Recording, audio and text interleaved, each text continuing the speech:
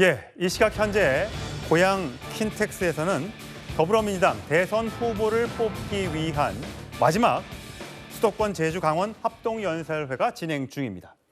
예, 지금 화면이 고향 킨텍스에서 열리고 있는 더불어민주당 마지막 합동연설회, 수도권과 제주, 강원을 모두 합친 순회 경선의 마지막 날 행사가 진행되고 있습니다. 현재 5시가 조금 넘은 시각인데 5시 15분쯤에 대선 후보가 최종 결정될 것으로 보입니다. 올라와서 득표율과 함께 누가 1, 2, 3위를 기록했는지 아실 수 있고요. 후보가 결정이 되면 지금 4시 45분에 투표가 끝났습니다. 개표가 진행 중이고 그 개표가 끝나는 시간이 5시 15분쯤으로 예상이 됩니다. 후보가 결정이 되면요.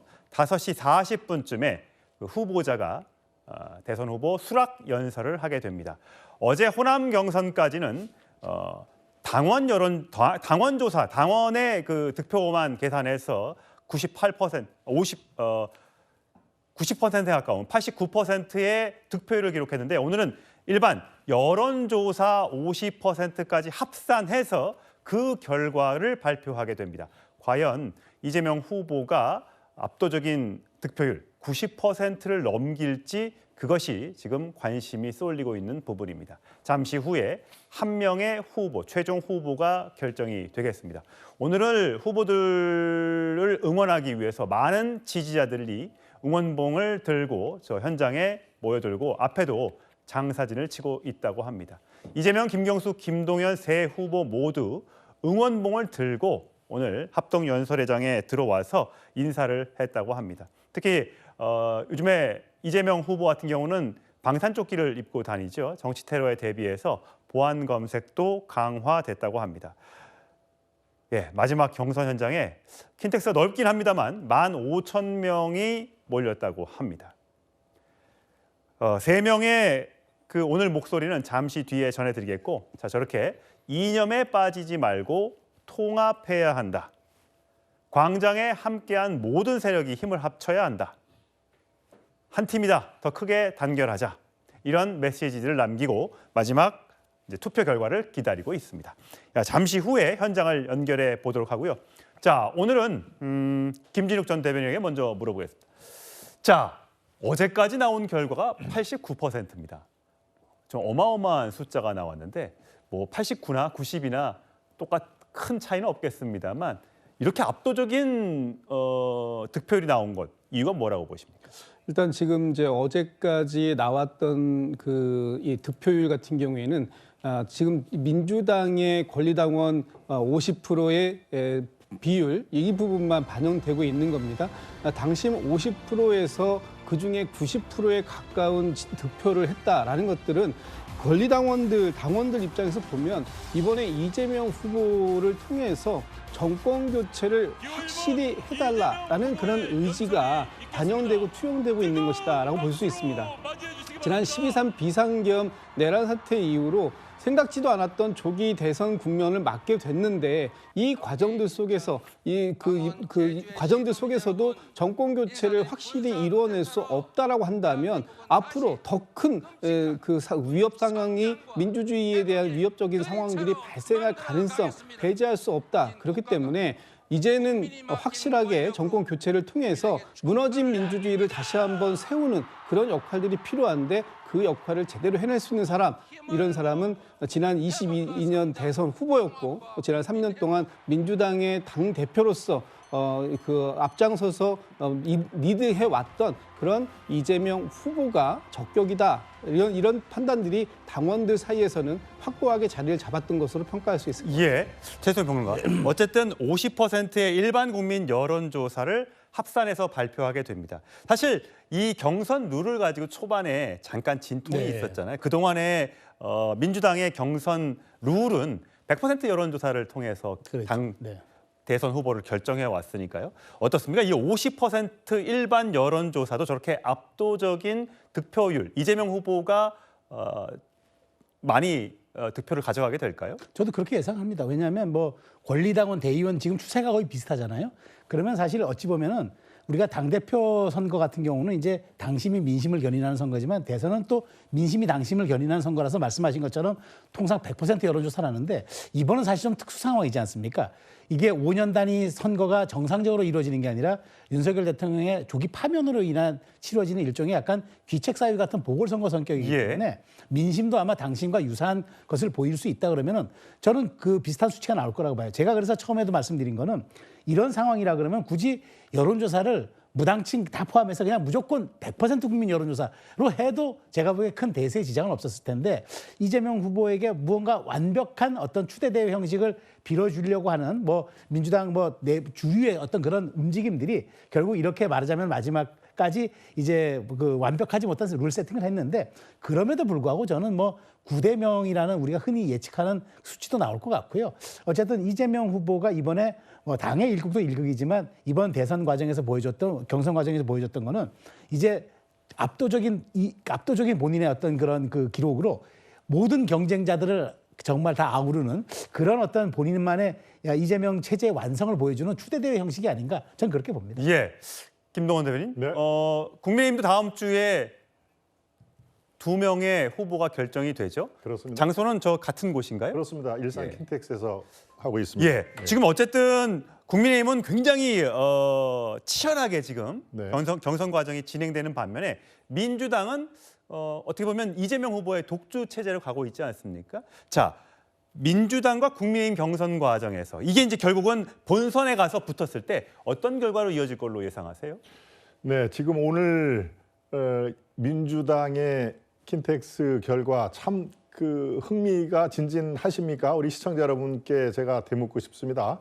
글쎄요, 제가 보기에는 굉장히 밋밋한 그런 상황인데요. 어차피 답정너 결과가 뻔히 드러나 있는 그런 상황을 지켜보는 컨벤션 효과 이것은 정말 극히 미미하다라고 할 수가 있고요. 3년 반 전에 시계를 조금 돌려볼까요? 그럴 때 이재명 후보와 이낙연 후보가 맞붙었지 않습니까? 예. 그럴 때 오늘 최종 저 컨벤션에서는 약간의 좀 이 불확실성이 있었죠. 결선 투표가 이어지느냐 안 이어지느냐라는 그런 퀘스천이 있었습니다. 그러니까 결선 투표에 가서 혹시 이낙연 후보가 뒤집는 거 아니야라고 하는 그런 그 불특정 다수의 전망까지 있었고 결과적으로 수도권에서 이낙연 후보가 이재명 후보에게 뒤지지 않았지 않습니까? 예. 그런 변수조차 이번에는 사라졌기 때문에요. 뭐 88%나 90%나 9대 명 뭐 이것은 이미 2달 전부터 연원을 거슬러 올라가면 지난 총선 때 이른바 비명 행사 때부터 예견이 된 거라고 저는 판단이 됩니다. 예. 35명 정도로 추산되는 비명 세력을 그 당시에 다 이른바 초토화를 시켰기 때문에 이렇게 일극 체제의 강화라는 것은 이미 1년 전에 총선에서 다 예고가 돼 있었다. 그거에 비해서 다음 주 토요일 5월 3일 날 제가 속한 국민의힘의 마지막 이제 이 컨벤션이 펼치는데요. 아마 상당히 지금 누가 올라가는 것조차도 당 지도부에서도 예측 불가입니다. 예. 단지 1대1 구도가 되지 않느냐라는 조심스러운 전망만 있고요. 예. 그렇기 때문에 저희 국민의힘에서는 이 민주당과 차별화를 하기 위해서 이른바 컨벤션의 드라마틱한 그런 그 장면, 요인 이런 것들을 통해서 알겠습니다. 또 이따가 또 말씀을 드리겠지만 한덕수 변수라는 게 또 있기 때문에 예, 나중에 할 것까지 여러분, 천기누설을 다 해버리시면 저희가 예, 방송 그렇군요. 나중에 할 게 없어집니다. 네. 자, 지금은 어쨌든 이재명 후보가 과연 최종 후보로 낙점이 될지 얼마의 득표를 기록할지 먼저 전망해보는 코너니까요. 자, 박범계 선거관리위원장이 충청, 영남, 호남에서 각각 몇 %의 득표를 기록했습니다. 라는 목소리를 낸 게 있습니다. 들어보시죠. 기호 1번 이재명 후보 득표율 88.15%입니다. 득표율 90.81%입니다. 득표율 88.69%입니다. 88%나 90%나 뭐 그에 큰 차이가 있는 것 같지는 않습니다. 많은 기대를 가지고 계시다는 의미일 테고. 예, 성치은 부의장. 예. 역대 민주당의 주요 경선 득표율을 한번 저희가 정리를 해봤습니다. 15대 대선 경선 1997년입니다. 그때 DJ 김대중 전 대통령이 78%, 정대철 전 의원이 21%. 저 때도 사실 차이가 많이 났어요. 그리고 16대 대선 때는 노무현 72, 정동영 27. 이때도 꽤 많은 격차가 났습니다. 그리고 이제 19대 경선. 그때 당시에 이제 이재명 당시 성남시장이었던가요? 그만두고 나왔었던가요? 그때 21%의 득표율로 3위를 기록했고 문재인 전 대통령이 57%. 자, 이번에는 진짜 어떻게 나올지 물음표를 해놨습니다만 저 앞자리가 8이냐 9냐 그것만 지금 결정이 될 것 같아요. 자, 어떻게 민주당, 어떻게 보면 이렇게 19대 경선 때만 해도 3등을 했던 이재명 후보가 지난번 대선 때 결국은 한번 본선에 올라왔었고 이번에는 90%가 넘는 가까운 현재 득표율을 기록하고 있는데 그 장악할 수 있었던 그 요인은 뭡니까? 일단 말씀하신 것처럼 삼수생이죠. 정치권에서는 선거에서 재수생, 삼수생들이 좀 유리하다는 얘기도 합니다. 물론 무조건 재수, 삼수한다고 유리한 건 아닙니다만 예. 역대 대통령 중에서 DJ 대통령, 김대중 대통령도 4수 만에 대통령이 되기도 했었고 뭔가 선거를 치를 때마다 전국 선거를 한번 치르게 된다는 것은 본인의 전국 조직을 한번 정비하게 된다는 것이기 때문에 그런 것들을 한번 선거를 치를 때마다 점점 그 조직이 확대되고 강화되는 게 있지 않겠습니까? 그런 과정에서 이번에 나온 3명의 후보들을 비교해 보면 이재명 후보는 삼수생, 그러니까 그 전국 선거를 여러 번 치러보면서 전당대회도 치렀습니다. 당대표 선거에 2번이 나왔기 때문에 그러면서 본인의 전국 조직을 강화한 반면 나머지 두 후보는 김동연 지사 같은 경우는 사실 정치 선출직에 나온 거는 이번 경기도지사 처음이잖아요. 그러니까 3년 차밖에 안 됐고 김경수 전 지사 역시 그 경남도지사 임기를 다 채우지 않은 상태에서 중앙정치에서 좀 많이 떠나 있었죠. 그렇기 때문에 상대적으로 이재명 후보가 전국적 조직이나 이런 거에서 탄탄하게 갖춰왔기 때문에 이번에 좀 압도적인 결과가 나왔다고 보고요. 일각에서는 너무 일방적인 선거로 끝났기 때문에 재미가 없었다. 그렇기 때문에 본선에서 영향력이 있지 않겠냐 이런 말씀도 하십니다만 우리 김대중 대통령도 보면은 97년에 결국 본선에서 대통령에서 당선되시지 않았습니까? 예. 저희 당뿐만 아닙니다. 국민의힘 같은 경우도 2012년 같은 경우에는 박근혜 후보가 83.97%의 압도적 후보가 된 다음에 결국 본선에서 승리하기도 했었죠. 그리고 저희 16대 대선 또 치열했을 때도 있습니다. 그러니까 노무현 정동영이 좀 사이가 커 보입니다만 예. 저 때는 사실 치열하게 붙던 이인재 후보가 그냥 드랍을 해버렸기 때문에 저런 수치가 보이는 것이지 상당히 치열했던 경선 결과가 본선까지 이어지는 결과도 있었죠. 예. 그렇기 때문에 뭐 본선 결과의 치열함, 뭐 아니면은 너무 압도적인 결과 이런 거에 무조건 영향을 준다고 볼 수는 없고요. 일단 이번은 이 조기 대선이라는 그 특이한 국면, 정기적인 이 그 5년마다 치러지는 정기 대선이 아니었고 아주 비상겸이라는 특이한 상황 속에서 치러진 그 경선이었기 때문에 민주당 당원들의 입장에서는 좀 압도적으로 이겨야 된다. 그냥 치열한 경선도 다양한 목소리를 수렴하는 것도 좋지만 압도적 후보가 당선돼서 이번에 이 비상겸을 통해서 파면당한 정부를 확실하게 심판해야 된다는 목소리가 쏠렸기 때문에 저는 이재명 후보가 좀 압도적인 지지율로 당선될 것으로 예측되지 않나라고 생각합니다. 선기 누설을 이미 하고 계시고요. 당선되고 90% 넘을 걸로 예상을 하고 계신가 본데 어쨌든 지금 조금 전에 성치인 부의장이 언급했었던 15대 대선 경선 당시에 김대중 전 대통령은 78.04%의 득표율을, 박근혜 전 대통령은 18대 대선 경선에서 2012년이죠. 83.97%의 득표율을 기록했었습니다. 70%대도 80%대도 대단한 숫자지만 이번엔 90%가 넘을지 9대 0 대통령 후보로는 어차피 이재명 후보가 되는 것 아니냐라는 지금 신조어가 생길 마당입니다. 자, 오늘 조금 전에 있었던 킨텍스 현장에서 있었던 오늘 세 후보들의 목소리 제가 차례로 준비했습니다. 김대중, 노무현, 문재인을 계승해서 네 번째 민주정부를 확실히 수립하겠습니다. 이재명에게 공직은 명예나 권력 누리는 자리가 아닙니다. 색깔, 지역 무관하게 유능함만 쓸 것입니다. 외환위기를 극복했던 김대중 대통령의 눈물, 국민 통합을 향한 노무현 대통령의 외침, 팬데믹에 맞섰던 문재인 대통령의 분투, 이 모든 것이 자랑스러운 우리 민주당의 역사입니다. 이 세 분 대통령님 직접 모시고 일했던 저 김동연 분명히 약속드립니다. 지금의 이 경제 위기와 싸워 반드시 이기겠습니다. 민주당 대통령과 민주당의 170석 그대 엿쓰기 두려움이 아니라 희망과 기대가 되게 해야 되지 않겠습니까? 오늘 선출될 민주당의 대선 후보를 중심으로 반드시 압도적인 정권 교체를 만들어냅시다. 예, 세 분의 목소리를 들어봤습니다. 앞서 저희 패널들이 언급하셨던 것처럼 이 본선에서 보수 진영이 단일화 카드로 관심을 끌 가능성이 있다. 너무 조용하게만 경선 과정이 진행되면 막판에 자칫 위험할 수도 있다라는 우려를 내놓기도 한다고 합니다. 하지만 현재까지 이어진 경선 과정에서는 별 큰 무리 없이 이재명 후보가 지금 앞서가고 있는 모습이 연출이 되고 있습니다. 사실 최소영 평론가, 사실 이재명 후보가 대통령 선거에서 지난번에 0.79%포인트 차이네요. 아깝게 패배한 이후에 잠시 휴지기를 가질 것으로 예상했으나 보궐선거에 나가서 개항에 당선되고 당대표를 2번이나 연속하는 어떤 그 당선되는 사실 그동안은 잘 잊지 않았던 그런 정치적 행보로 인해서 당을 이게 장악했던 것 아니겠습니까?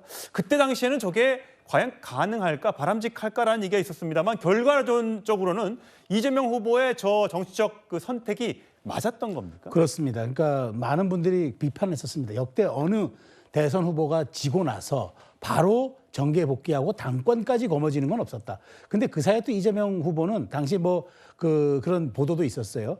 그 대선 끝나서 얼마 되지도 않은 상황에서 주식 투자까지 했다라는 그 보도가 나와서 도대체 저렇게 강인한 정신력은 어디서 나오는 거냐, 그런 이제 얘기까지 나온 상황에서 많은 분들이 예측치 못한 국회의원 보궐선거를 통한 의회 입성과 국회 입성과 그로 인해서 바로 당권 장악이라는 그 2단계 그 카드를 동시에 섞어내 버림으로써 당을 이재명 후보 쪽으로 완전히 이제 스윙해서 온 건, 그건 제가 보기에 결과론적으로 놓고 보면 계엄이 있을 수도, 계엄이 있는 상황이 예상되지도 않았고 여러 가지 정치적인 변수가 고려되지 않은 상황에서 이재명 후보가 무리했다는 평가가 있지만 지금 와서 돌이켜보면은 저건 탁월한 선택이었다고 보는데, 자, 중요한 거는 이렇게 끝나는 이제 경선, 자, 이게 거의 이재명 후보의 경선이라기보다는 추대대회 같은 이제 느낌으로 가고 있는데, 이렇게 우리가 원래 본선이라는 게, 예선이라는 거는 이게 당내 경선을 통해서 우리가 예방주사를 맞고 본선에 대비한다는 측면도 있어요. 네거티브 공세를 하라는 얘기가 아니라 예방주사 차원에서 자신의 보완점을 가지고 가는데, 과연 이번 경선은 이재명 후보의 완성에 대한 승리,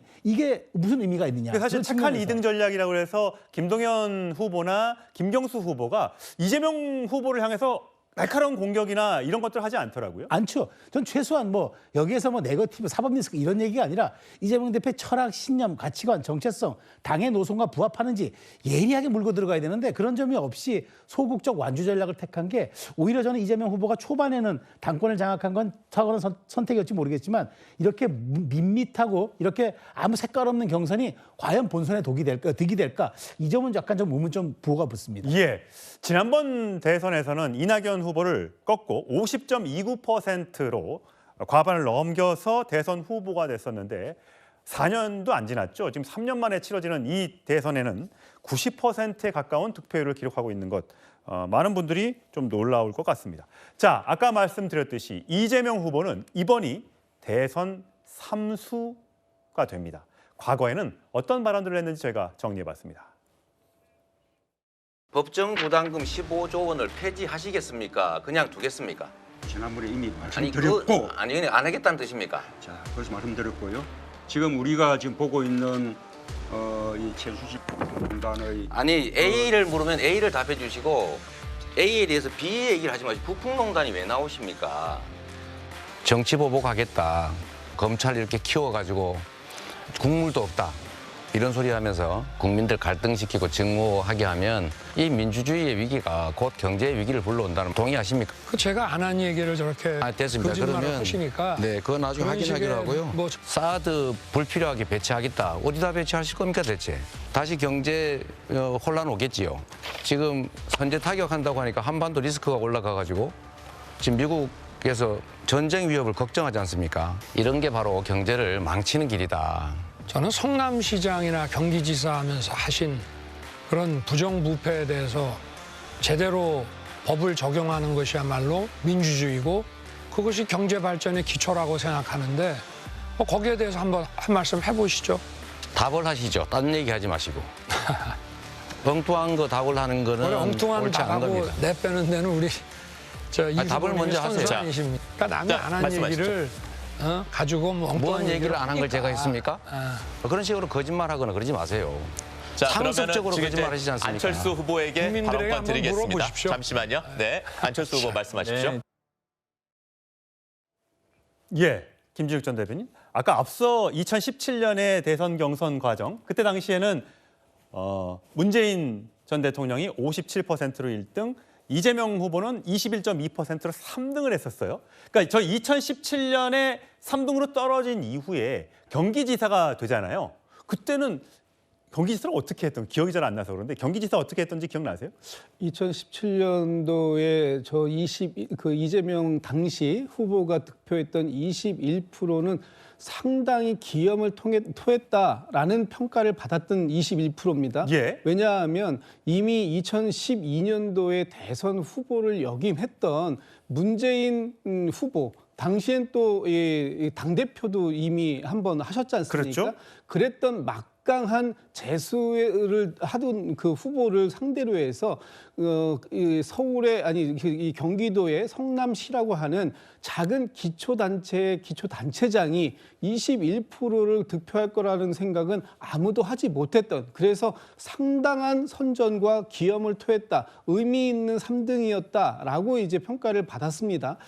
그런 이재명 후보가 이번에 지금 현재 아직까지는 당원들의 평가입니다만 당원들 평가에서 90%가 넘는 지지를 받는 그런 상황까지 오게 된 것은 아마 이재명 후보가 그동안 각고의 노력을 했다는 것이고요. 2017년 저 대선 경선 이후에 2018년도에 경기지사에 도전을 했고 그 과정 속에서 2017년도에 이 경선이 상당히 밑거름이 되었다. 그래서 2018년도의 경기지사 선거에서도 무난하게 경선을 통과하고 또 본선까지 당선되는 그런 기염을 토했던 적이 있었습니다. 사실 그 당시에 문재인 전 대통령의 지지자들로부터 많이 공격을 받았었잖아요. 문파라고 불리는 지지자들로부터 사실 어디서 작은 도시를 이끌던 이재명 후보가 나와서 우리를 이렇게 공격하느냐, 비판도 많이 받았었잖아요. 비판도 상당히 많이 받았고요. 특히 그때까지 이재명 후보가 대선 경선에 출마했다라는 것 자체, 그것이 오히려 화제가 될 정도로 그만큼 이재명 후보의 존재감, 당시 2017년도의 대선 경선 당시에는 그리 크지 않았는데 지금까지 이렇게 키워온 이 역할을 보면 지난 한 8년 동안 상당한 정도의 이재명 후보의 정치력이 성장했다라는 것이고요. 예.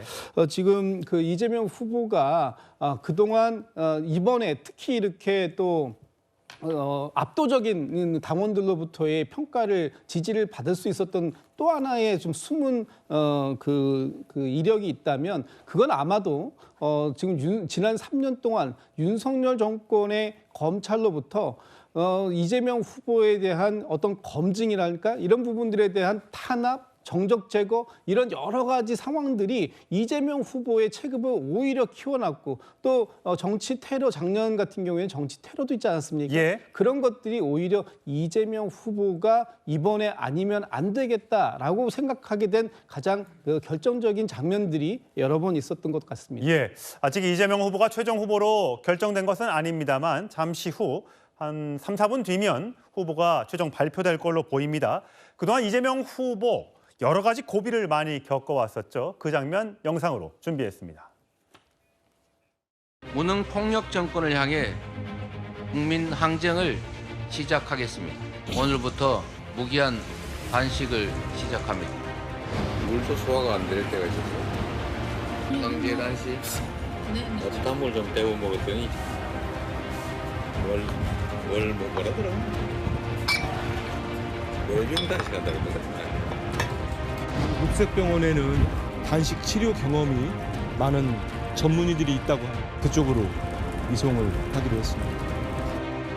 가결되었음을 선포합니다.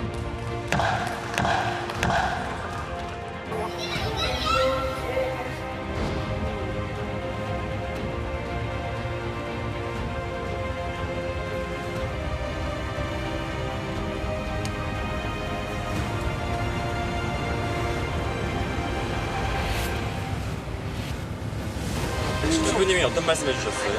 아무 말씀 안 하셨고 수상을 잡았는데 걷는 게 춤추만 걱정돼요. 혐의는 여전히 부인하시나요? 오늘 직접 변론을 설명하시나요?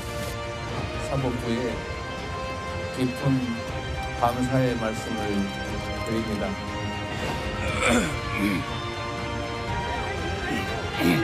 상대를 죽여 없애야 하는 전쟁 같은 이 정치를 이제는 종식해야 합니다. 네, 흉기 피습도 당했었고 체포 동의안이 가결됐다가 영장 심사에서 기각이 되기도 했고요. 그 당선 단식 투쟁도 했었고요. 윤석열 전 대통령의 파면까지 참 3년이라는 짧은 시간 동안 많은 일들이 벌어졌습니다. 자, 과연 잠시 후에 있을 최종 득표율 어떻게 될지 잠시 후에 저희가 전해드리고